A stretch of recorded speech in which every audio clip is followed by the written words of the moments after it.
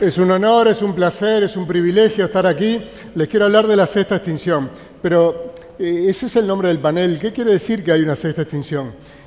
Quizás lo que quiera decir que ha habido 5 antes, ¿no? Bueno, ahí tienen lo que es la evolución de la biodiversidad a lo largo de la historia, desde que hay fósiles en abundancia, desde el principio del Cámbrico, desde el principio del Paleozoico, hace 541 millones de años, una obra extraordinaria que se debe al genio de Jacques Sepkoski, que está representado allí. Como ven, ese es el número de familias en cada unidad de tiempo geológico que se encuentran en esas antigüedades, y ven que hay 5 caídas. O sea, siempre hay extinciones. Lo que pasa es que hay algunas de ellas que son más importantes y a esas les llamamos extinciones masivas. De esas extinciones masivas hay 5 que son las más importantes de todas, y varias de ellas se refieren naturalmente al impacto de algunos cuerpos celestes, como el que mencionaba recién Mario, pero a una escala global mucho mayor. Ha habido extinciones antes del Cámbrico. Durante el Precámbrico ha habido extinciones debidas posiblemente las primeras de ellas a la acción de cianobacterias. Hasta entonces lo que era común era el metabolismo anaeróbico y que los cielos estuviesen con muy poco oxígeno. La atmósfera tenía muy poco oxígeno. En realidad el oxígeno es un invento de la vida. Fueron las cianobacterias que expulsaron una gran cantidad de oxígeno a la atmósfera, envenenándola. Estos deben haber sido los grandes contaminantes de su época. Está claro que el oxígeno es un veneno. A mí me gusta decir eso, recordarles, cuando los enamorados se dicen el uno al otro, sos como el aire que respiro. Miren lo que se están diciendo, ¿no? Bueno, en fin, total que hubo entonces extinciones en el Precámbrico que deben haber sido muy severas, pero de las que tenemos muy poquito registro, porque la gran mayoría de los fósiles aparecen después del Cámbrico, cuando los organismos empiezan a tener partes duras. Y esas extinciones están relacionadas seguramente, algunas de ellas, ¿no? La más conocida es la de finales del Cretácico, cuando se extinguieron los dinosaurios, y también hay otra a fines del Pérmico, o sea, al final de la era paleozoica, en el que se extinguió 95% de las especies. Pero quizás esta sexta extinción no esté referida tanto a impactos extraterrestres ni a condiciones fisiológicas de algunos organismos, sino a la acción, ¿no?, al impacto humano. Esa es una imagen que hay, un cuadro que hay en el Museo de la Plata, en el que se ve la interacción entre los humanos y la megafauna, ¿no? Un grupo de humanos descuartizando un gliptodonte. Y esa sexta extinción, nosotros los paleontólogos la vemos como que la pérdida actual de la biodiversidad no empezó ahora, no es un invento de la humanidad moderna, sino que es producto del impacto humano desde hace algunas decenas de miles de años, en el que se extinguieron rinocerontes lanudos en Eurasia, canguros gigantes en Australia, mamuts en América del Norte, y la extraordinaria megafauna sudamericana aquí justamente en América del Sur. Y también otros humanos. Había al menos otras 2 especies de humanos en tiempos geológicamente muy recientes. Ahí tiene una reconstrucción. Está claro que son humanos que no son de nuestra especie. Es algo rarísimo, ¿no? Pero mírenlos. ¿No conocen a nadie así? El de la derecha juega al fútbol conmigo. Es un aguerrido futbolista uruguayo, de esos típicos que nos dan pelota por perdida. Y tal es el efecto posible, ¿no?, de que tenga como factor principal el impacto humano, que se habla de la desfaunación y se habla de que el período en el que entramos es el antropoceno, es decir, que somos los humanos los que estamos determinando cómo es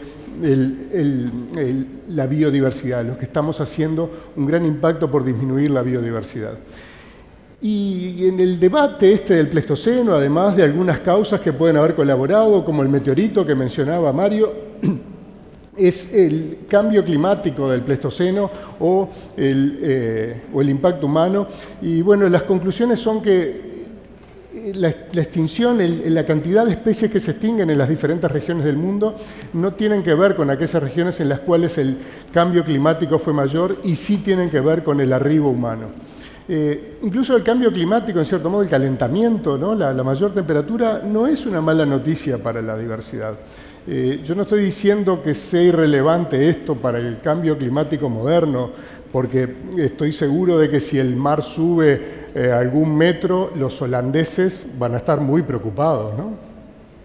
Pero lo que digo es que, miren, En esa gráfica se ve la evolución de la biodiversidad de mamíferos acá en América del Sur relacionado a cómo evoluciona el clima en América del Sur. Cuando se extinguen los dinosaurios y en momentos en que la temperatura está muchos grados, 8, 10, 12 grados por encima del presente, la biodiversidad de mamíferos aumenta y esta disminuye cuando hay glaciación antártica y la temperatura cae, vuelve a subir con la deglaciación antártica y cae desde entonces un efecto enmascarado por la invasión de contingentes de mamíferos de América del Norte en lo que se da a llamar el gran intercambio biótico interamericano. ¿Y cuál es la relación? Bueno, esta es la historia oficial de del Clovis, que por supuesto ya es un modelo que está comenzando a ser cuestionado, pero todavía esa es más o menos la historia oficial que se cuenta. Los humanos entran hace 12.000 años desde Siberia y Alaska, entonces un terreno emergido llamado Beringia. Hace 12.000 años por vía acuática y hace 11.500 años cuando los grandes glaciares que cubrían lo que hoy es Canadá empiezan a derretirse, hay un corredor libre de hielo, hace 11.500 años. Y cuando llegan acá a América del Sur encuentran la fauna de mamíferos más espectacular de todo el mundo y todos los tiempos. Gliptodontes, perezosos gigantes, macroquenios y toxodontes, que son animales que no tienen parientes modernos, caballos, el tigre dientes de sable, para que vean. El Diego de la era del hielo, es Smilodon fatalis, la especie norteamericana que pesaba 200 kilos. Smilodon populator, la especie sudamericana, llegaba a 400 kilos. ¿No? Sí, sería un actor mucho mejor, ¿verdad? Mucho más impresionante que Diego, el de la era del hielo. Lo que pasa es que Hollywood está allá. Y esta es una reconstrucción también de la fauna, y esta fauna, además de su espectacularidad y sus características ecológicas, le llamó la atención al gran Charles Darwin, que le dedicó un texto bastante largo y en el que se demuestra que es su primera influencia después vienen los pinzones, esta es su primera influencia para la definición de su teoría de evolución por selección natural, porque dice que las pampas deben haber estado llenas que pueden ser consideradas un amplio sepulcro de estos grandes mamíferos. Si ven, ¿no?, la cantidad de mamíferos que se extinguen, la proporción de grandes mamíferos que se extinguen, es un 13% en Australia, un 40 y pico en Australia y Europa y 3/4 partes en América. Eso quiere decir que ese es el recorrido de la humanidad. Los humanos van encontrando con tecnología de caza cada vez mejor animales ingenuos, animales que no tienen la respuesta comportamental que hasta hoy tienen los animales africanos. Casualmente todavía hay megafauna en África, ¿no?, de huir o enfrentar, de considerarnos un peligro a pesar de nuestro relativamente pequeño tamaño. Este paradigma ha sido cuestionado, ¿no?, en Monteverde, como mencionaba recién Mario, y también en algunos lugares en Brasil, y nosotros nos metimos en esa conversación con un bello yacimiento que tiene una edad de 28 o 29.000 años y una gran cantidad de fósiles, miles de fósiles, de los que colectamos ya unos cuantos que se ven allí, muchos de los cuales tienen marcas como las que dejan las herramientas. Ese yacimiento extraordinario de área todavía indefinida nos lleva a incorporarnos en esa conversación, nos habilita en su condición de extraordinario, en su imprevisto, porque cómo es que se encuentra una evidencia de presencia humana tan al sur y tan al este, en América del Sur como Uruguay, en esa antigüedad de 30.000 años. Eso es, por supuesto, materia de debate. El debate es propio de la ciencia. No hay que pensar, a veces acá lucimos los que presentamos como que estamos diciendo la verdad revelada, estamos bajando del Sinaí con las tablas de la ley, y eso no es así. En la ciencia lo que debe pesar más siempre es el debate, el enfrentamiento a los paradigmas, el buscar, a ver esto cómo es y si podría ser de otra manera. Bueno, pero de todas formas, aun cuando la ciencia no deja de ser un conjunto de pequeñas velas que uno va prendiendo en la oscuridad y que sabemos que se van a apagar en poco plazo, y sin embargo, mientras están prendidas, nos ayudan a encontrar nuestro camino. Esas certezas de corto plazo que sabemos que van a ser derribadas mañana o pasado, nos ayudan a enfrentar estas reflexiones. Y yo quiero destacar que a mí el problema de la pérdida de diversidad me parece el problema ambiental más importante que estamos enfrentando. Cuando se habla del cambio climático, del calentamiento global, puede haber ganadores y perdedores, ¿no? Como expuso aquí mismo Jane Lubchenco hace 2 años, cuando también tuve el honor de participar en aquel Congreso del Futuro. Con la pérdida de biodiversidad no hay ganadores. Con la pérdida de biodiversidad se perjudican los que se extinguen naturalmente. ¿Y por qué no nos vamos a perjudicar nosotros si quizás en un árbol de la Amazonia que todavía no sabemos de su existencia puede haber algún compuesto que nos ayude a eliminar alguna enfermedad? ¿Cómo sabemos que en alguna especie de delfines todavía no estudiada y que está en peligro de extinción, en su comportamiento no está una clave importantísima para entender algo relacionado incluso a la convivencia humana? Esa fauna ya no está, quizás porque nosotros los humanos tuvimos un impacto demasiado grande, pero a diferencia de aquellas cianobacterias que extinguían por un motivo metabólico, o el azar, el choque del meteorito contra la Tierra, que provocó condiciones que eliminó una gran cantidad de especies simultáneamente, nuestro éxito evolutivo, que en definitiva es eso, la ventaja y el problema. Somos demasiado sobre la Tierra y eso quiere decir que como especie nos está yendo demasiado bien.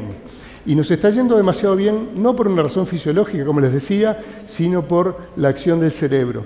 La acción del cerebro que nos despierta la ética. La acción del cerebro y todas las maneras que tenemos de multiplicar nuestros cerebros y ponerlos en red, como este Congreso del Futuro, en el que estoy tan contento de participar, o los medios electrónicos o los medios masivos de comunicación, bueno, quizás sea ese mismo cerebro el que nos lleve a una consideración mejor de este problema y a resolverlo. Yo soy una persona optimista por naturaleza. Soy uruguayo, un país de 3 millones que tiene muchos campeonatos. Tengo que ser optimista. Pero soy optimista porque creo que del uso del cerebro vamos a poder encontrar esa armonía entre el ambiente y la naturaleza, que no está en el pasado, no está en el pasado. Sería injusto acusar a los pueblos primitivos que extinguieron a la megafauna porque no les llegaba un Twitter desde Uruguay, miren que acá se terminaron los tatú, cuiden los que tienen, ¿no? La excusa de la ignorancia, a pesar de que yo no participo de esa idea bucólica del indígena en armonía con el ambiente, porque el indígena, igual que el humano civilizado, es un canalla, es un egoísta que trata de gobernar, igual que cualquier otra especie que hay sobre el planeta, la mayor cantidad de energía de los ecosistemas, la mayor cantidad de materia, la mayor cantidad de cría que podamos tener, eso es lo bueno. O dígame cualquiera de ustedes, el más comprometido con el ambiente, si tiene un hijo y el hijo está llorando de hambre y ahí están los últimos huemules, ¿qué hacemos? Tiramos, ¿no? Los que tenemos hijos sabemos que tiramos. La gracia está en usar eso que está acá adentro, para no llegar a esa situación. La gracia está en encontrar la manera. La gracia está, por supuesto, en el conocimiento, en la generación de ese conocimiento y en la transmisión de ese conocimiento, que eso lleva a un compromiso de calidad superior, a un compromiso con cerebro. Si eso sucede, y los invito a visitar esa página web en la que contamos de nuestro sitio, y a veces hay alguna reflexión de eso, si eso sucede, yo digo esto con la emoción de quien pasa la antorcha, ¿no? Yo ya tengo el pelo blanco, ¿no? Estoy más cerca del arpa que de la guitarra, pero no confío en pasarle, especialmente a los más jóvenes, la idea esta, ¿no? De la pasión tranquila que es a través del estudio y del conocimiento, de sentarse a estudiar y concebir las cosas debidamente, ¿no? Que la pasión sea las velas y la razón sea el timón. Bueno, si logro convencerlos, aunque sea por un rato, de eso y desarrollar en ustedes, en alguno de ustedes por lo menos, esa preocupación, yo estaré contento y seguramente podré decir que la megafauna que yo estudio no se ha extinguido del todo. Muchas gracias.